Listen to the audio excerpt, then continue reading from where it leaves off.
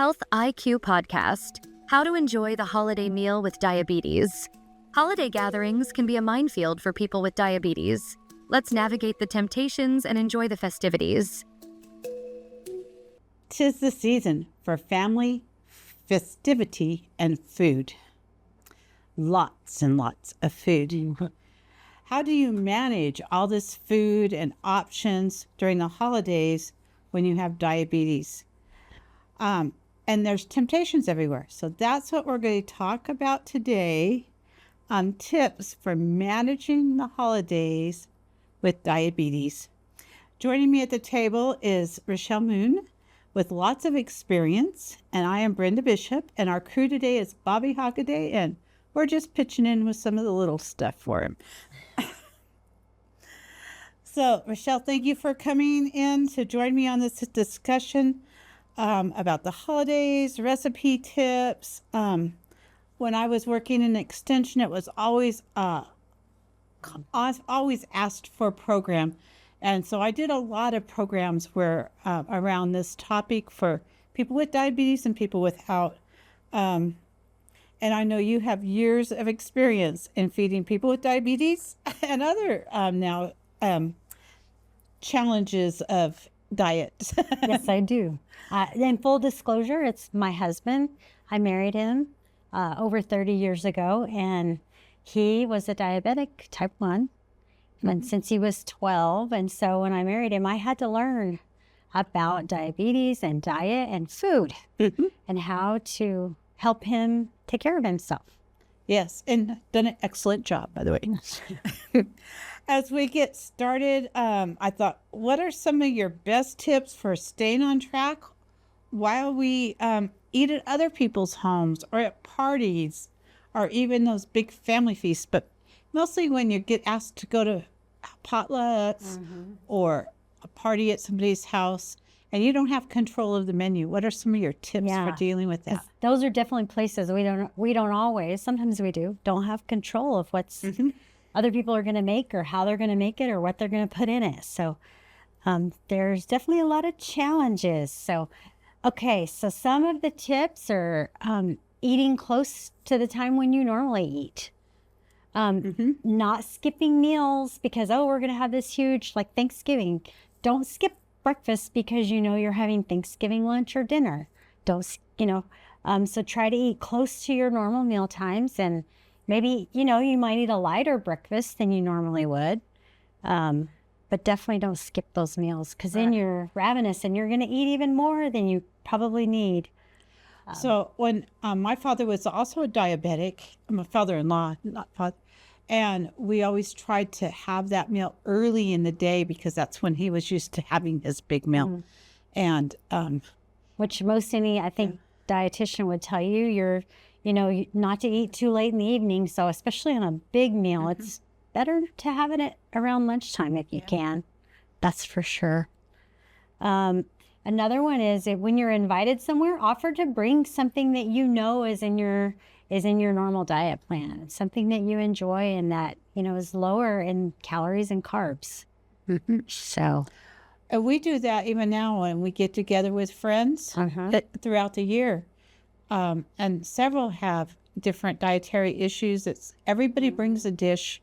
I sort of say, here's our main dish, whoever's the host, and everybody brings a dish that they can eat. Yeah, which is even a nicer way. If you're the host, it's nice to be in charge of the main thing, like the meat, and then let everyone else bring. But and I think it's also important as you're thinking about this, especially when I think we're talking Thanksgiving and Christmas, but to think ahead of those things that you really want to eat, carb-wise, especially for a diabetic. And what's the things that you just really got to have? Do you really got to have your pumpkin pie? Or do you really got to have those mashed potatoes? Because you need to think about those things and then plan for where it's like a budget. You're going to spend your calories a certain way. So how are you going to spend those calories? And you might spend a few extra on a special occasion, but then we got to make sure that the rest of the time, during the other days, that maybe we stay on track really good so that we don't get totally out of balance for Yeah. one day. Yeah, I have heard one dietitian talk about it like you eat on a wavy line. And so sometimes, like on a holiday, maybe you do eat a lot of calories, and other times maybe a little less. You know, try to balance that out, like you said, through the week or however. Right. I think I always encourage that. One of the things that I had a dietitian tell us when we were doing some workshops is you go to a big party. And before you pick up your plate and start filling it up, take a survey of what's available. Because you don't want to put all this food from the one end of the table on your plate and realize there is something at the end you really, really want. Right. And nobody wants to leave a plate full of food. So Right. Or you ever built one of those pile-on meals like a nachos, and by the time you get to the end, you think, what did I even do? oh, yes. So it's kind of like that, you know, like it's easy to build too big of a plate, you know. And of course, as the party host, providing smaller plates helps with that. It does. Now, often, you know, we think it's Thanksgiving, let's eat on these platters. Well, that's a lot of calories. And I think we recently looked up what's the average Thanksgiving meal calories, and it's 3,000 to 4,500 calories in one meal. Oh, wow. That's more than 2 days worth for most people. So it's a good thing to keep in mind. So a smaller plate, if you can get a smaller plate and use a smaller plate, it helps you realize how much you're putting on your plate, you know?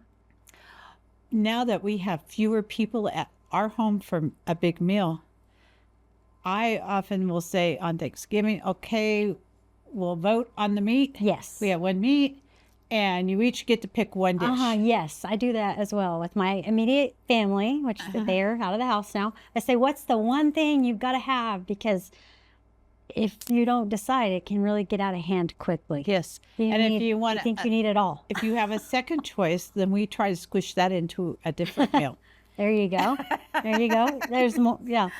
So that maybe during the holiday season, we have several really nice family meals, but they're not all in one day. Right. That's And great. it really does help on the preparation end too.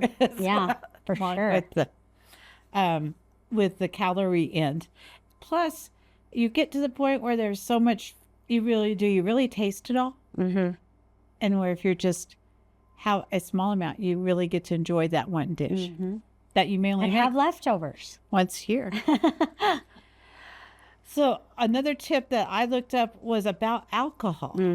And often alcohol is involved in a lot of the parties we go to, a lot of the meals we eat during the holidays. And there's usually football on those holidays too. So yeah, that always goes together. Right? Yes. But alcohol has more carbohydrates per gram than protein or fat or, or carbs. Right. And so we need to really think about how much alcohol we consume, because that could send our numbers up in a hurry. Yes. And plan for those as well. And a lot of times alcohol's mixed with sugar. Other sugar, yes. Like fruit juice or a lemonade or a, something. So yeah, I would say if you're going to drink alcohol, I would say it's probably better to drink something like a small glass of wine rather than a sugary drink that's combined with other things. Yeah, that would be wise for that blood sugar especially.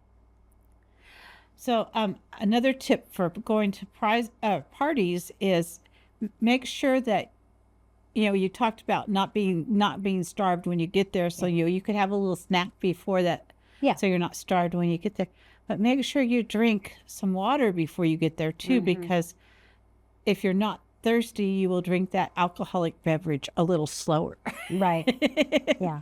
And it will go longer. So that's another tip. I always take a plate of vegetables and some kind of dip to things like that.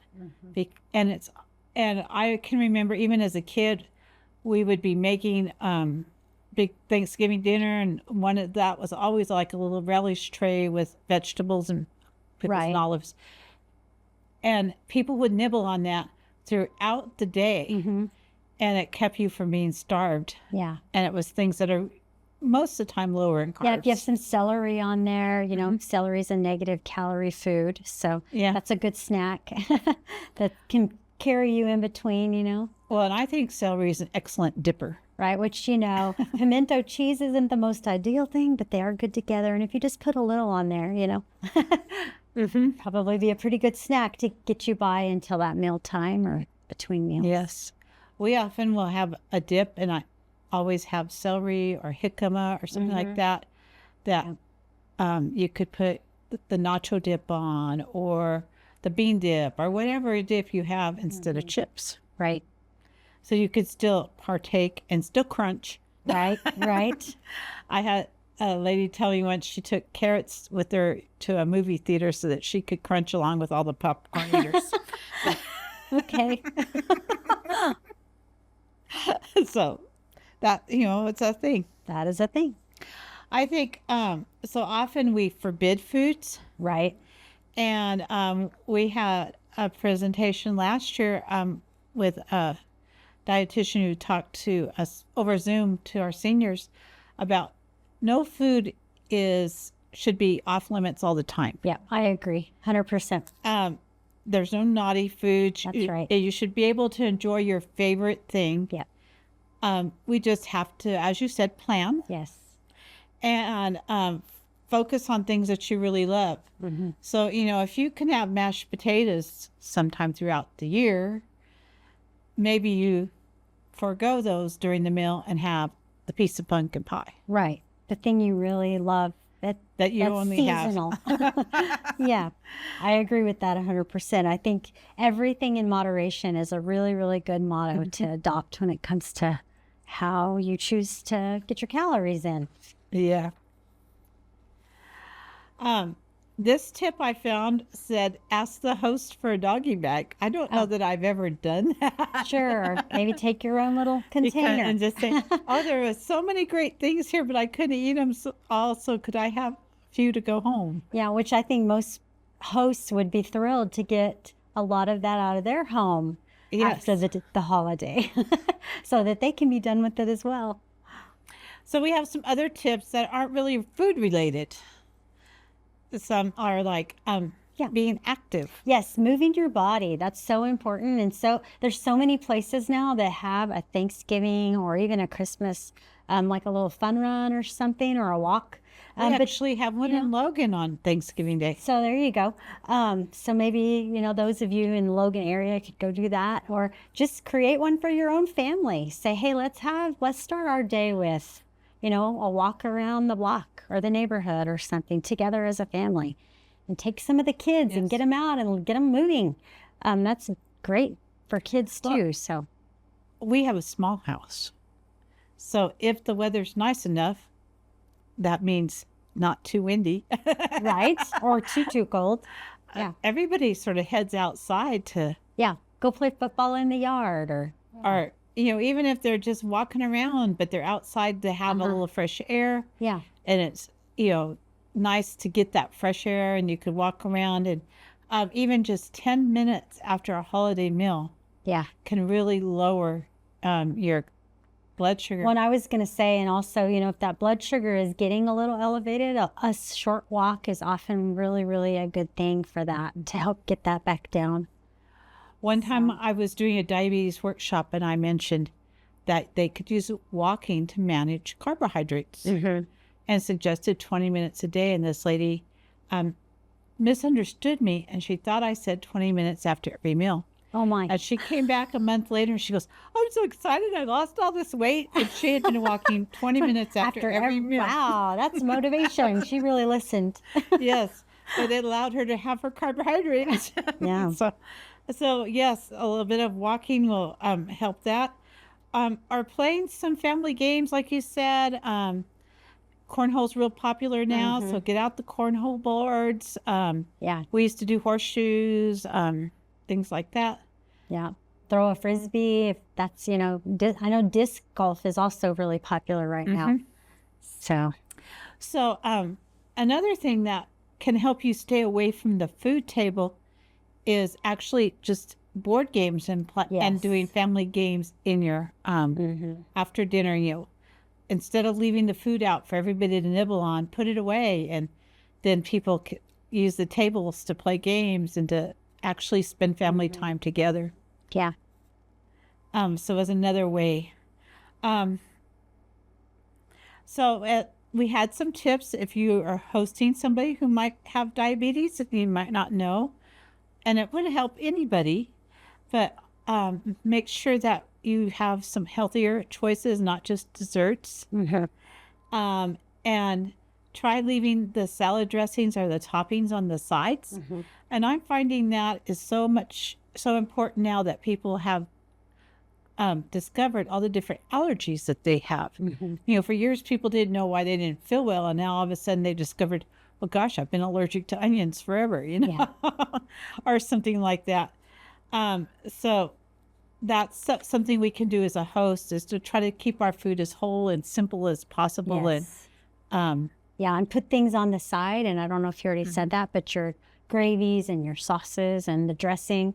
I've heard before that if you dip your salad into dressing, like a little container, that you eat a lot less salad dressing instead of dumping it on top of your salad. So, those kinds of things on the side, I think, are a really good idea. Well, and that's true. And that can really lower the calories. Yeah. Because holidays aren't just about carbohydrates for people with diabetes, because carbohydrates, no matter in what form, whether it be honey or sugar or milk or fruit, they're still a carbohydrate, and they're still going to raise your blood sugar. But having too much fat foods, it's going to put pounds on you and make it harder for you to manage your blood sugar too. Right.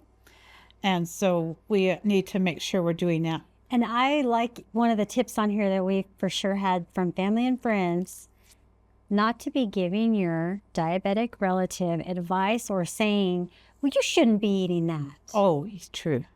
Why are you eating that?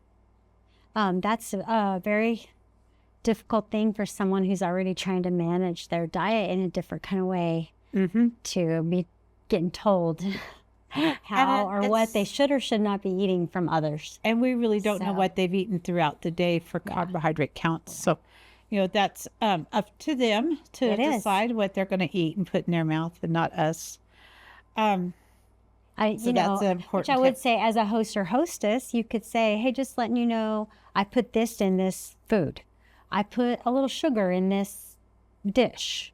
Or I put a little this or that, that is a carbohydrate. That can be a helpful thing without being judgmental toward that person. Right. Just so you know what's here. Yeah. Same way with nuts for people with allergies. Right. Always, let people know if there's a nut or something. And it's the same kind of thing. So there was some suggestions for little things you could have before you go.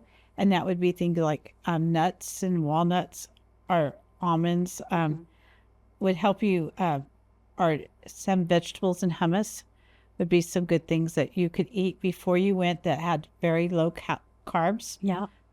Dill pickles, some salsa. Yeah. Salsa is a great food. It is. And it's low carb. It's got a ton of veggies in it. That's all it really is veggies. Yeah. The problem is we put it on chips. Right. So you could eat it or drink it, or you could put it on something else. There are, all kinds of like grain-free chips now, and healthier chips. So I think any kind of protein type snack would be a good snack to have before you went to a party or to... Like the leaner beef jerkies or the beef jerky sticks that are, like a turkey. They have turkey ones now that are lower fat. Yeah. And very little carbs. Something you could have right before you left for a party, or maybe your Thanksgiving meal is not going to be ready until 2, but it's your time to eat. Yeah. You could have some kind of protein snack, even a piece of cheese or something. Boiled egg. Yes, something like that. Yeah. Would be really a good option. So I thought we could spend a few minutes talking about some of the dishes we make at our home. So what are some of the things that you like? So one of the big things I make, which we do the traditional things, the turkey and the mashed potatoes. But I make usually a cookie sheet size, a big one, of roasted vegetables. And it's really simple, and we can put our recipe up on our website. Yes. But it's got asparagus, and usually I use some eggplant and some onion and some mushrooms and those kind of vegetables. And it's really good. And now, because we've had it so long, my kids just think that's part of the Thanksgiving meal. Yes. Never hurts to create a new it's a very food low tradition. carb. It's got a little bit of olive oil and just salt and pepper. So it's real simple, and really tasty. Yes, and we will put our vegetable or our recipes that we talk about on our website. We also are going to be running a whole series of diabetic friendly recipes throughout November. Yeah, on our social there's media. a lot of lower carb options for desserts. Things you can do with pumpkin. There's so many things you can Google it and look it up, but there's lots of things with pumpkin that you can make that are less calories than other options. Although pumpkin pie, when it comes to pie, is one of the lower carb options compared to many other of the pies. Like your pecan pie, so delicious. It's my favorite, but it is very high in carbs, and people need to be aware of that. And if you haven't been eating sugar for a long time, it also is no longer tastes as good as it used to taste to you. Because it's very sweet. So I often tell people artificial sweeteners, if you use those to make a dessert, will allow you to have a larger piece, but it may not be a piece that you would enjoy as much. And when we were doing some of the mindful eating things, it's those first few bites that we actually taste. So if we learn to savor our food and take your time, enjoying that piece, a regular piece of dessert might be a better option than the sugar-free. Rather than loading your plate with something. But there are some things that you could do to make those a little less carb. So like if you wanted a fruit pie, you could make it as a crumble instead. Right. And the crumble would have less topping and therefore less crust. And you would still have the fruit, which is a carb, but that's a healthy carb. Right. And so that's a way to get that fruit pie taste. Even a cobbler has less because it has less crust. Or maybe you make a fruit pie without the top crust.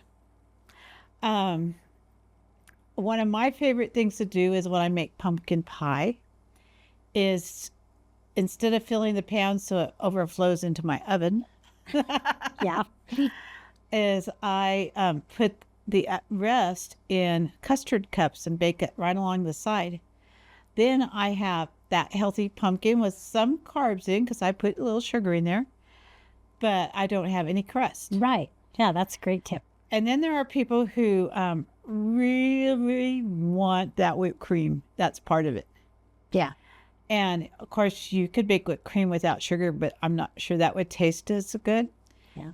And sometimes the low sugar pre-made things aren't very tasty. There's a lot of recipes out there for making your own with the non-fat milk and all, and they really don't taste good. Yeah. But what I discovered is that can of spray whipped cream is very low in carbs, and it tastes pretty good. Yeah. And so if you treat yourself once a year to a can of spray cream. Yeah. And the extra creamy one, I think there's an extra creamy, it's still very low in carbs. Yes. And so much easier than making that other stuff. So that's something that we do. Of course, we've transitioned out of some of those high carb dishes, though there's still many my family loves. And we make them choose. They have to pick one each because that's just, I'm tired. I don't like to make all those recipes. But we've got like roasted Brussels sprouts, and there's lots of ways you can make roasted Brussels sprouts, put a little bacon in there. It's really good. And I homemade my cranberry sauce. That's one of the things I do. And I put orange juice in it, which is a carb, but I cut the sugar in half from the recipe, you can't tell the difference. Well, I personally, when I make in the taste sweet potatoes, I don't like them with all the sugary stuff on it. Right.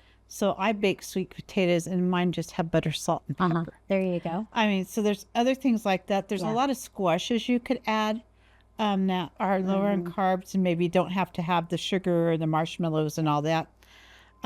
Asparagus, you mentioned asparagus on your thing, and that was like a special treat for us when I was growing up. We would have steamed asparagus. Oh, I thought it was still a special treat. Well, I guess when I was growing up, we would just have it at holidays, and it would be steamed with our turkey or whatever. Now we have it pretty often. Right. Because I was just thinking, as often as the grocery store has it here. yes, we have They don't always have it. asparagus pretty often, so it's not as special. Yeah. But it's still something that you can dress up. And one year I took the little pretty teeny tiny potatoes and made I roasted them with the oil and made the smashed potatoes. So that was something sort of different. But then you got like a whole lot less potato than you got with a mashed potato pile. Right. And that was pretty successful. So that was something we've done. So there's all kinds of things that we could do. Thinking too on like the gravy, you just don't make your plate swim in gravy. You don't need all of that. You just need a taste of it. So a lot of people like salads and fruit salads. So if we can combine that fruit salad with a vegetable salad, that's another option. And so I made a quinoa salad with mandarins, oranges. It was a lettuce or a spinach salad with quinoa and mandarin oranges and some other goodies. and quinoa is a wonderful source of protein. Yes. And so that was an excellent choice. It had a little fancy dressing I served on the side. But anyway, so it was an option that I actually take several places because it is a good choice. So I will put that recipe up on the site as well. So I think we're running sort of low on time. For our food for thought, I came up with diet is an ongoing process of learning and discovering.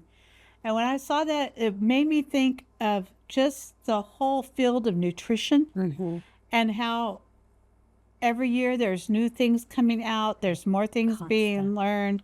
There's new, just all kinds of new products coming out. And we always have to research those products. And so it's always part of learning, adding new foods, and discovering. And diet shouldn't be considered restrictive. It should just be a way of making sure that your nutrition needs are met. I agree with you. I think you have to be careful because so much in the past we've heard diet as something, it's a restriction, and dieting is something negative connotations, when really our diet should be a holistic picture of how we choose to spend our lives, our eating lives, because we get to eat every day. And so, everything in moderation. One thing I wanted you to mention that I just now thought of, so even though we did is I wanted you to tell about your food app.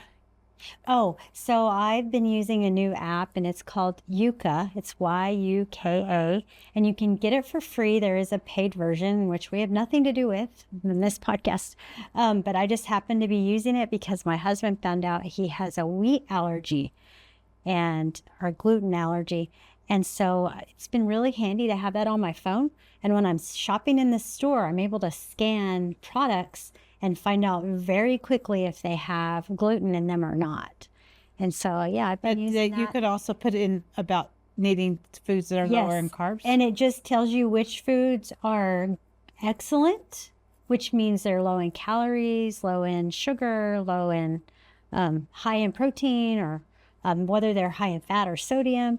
So it gives you all this information, whether it has chemicals in it that you might not want to be eating all the time. So it's got a lot of information. So just another thing, if you're a phone app person. So we hope that you've enjoyed some of these tips today. There's many out there. Look up some more for yourself. Be sure to follow our social media, as we will be sharing tips on there, as well as some good recipes, and come back for our next episode as we hit another timely topic. Special thanks to our guest contributors for this episode, Rachelle Moon, Partnership Addressing Substance Struggles Coordinator. Our host for this episode was Brenda Bishop, Quay County Health Council Coordinator. Cool thanks to Gordon Runyon, our locations manager, for keeping us chill. Health IQ podcast crew. Our director was Robert F. Hockaday. Our producers are Robert F. Hockaday and Joyce Runyon. Our camera operator, Robert F. Hockaday. Our second camera assistant, Joyce Runyon. This episode was edited by Joyce Runyon and Robert F. Hockaday. Music was provided by David Morris. Funding for Health IQ provided by a New Mexico Better Together grant. Brought to you by the Quay County Health Council. Follow us on YouTube, Facebook, and Instagram at Quay County Health. If you have any content ideas, reach out to us by email healthhikpodcast@gmail.com. More info about this topic and more available on our Health IQ blog, qchealthhcouncil.org. This podcast was created solely for educational and entertainment purposes.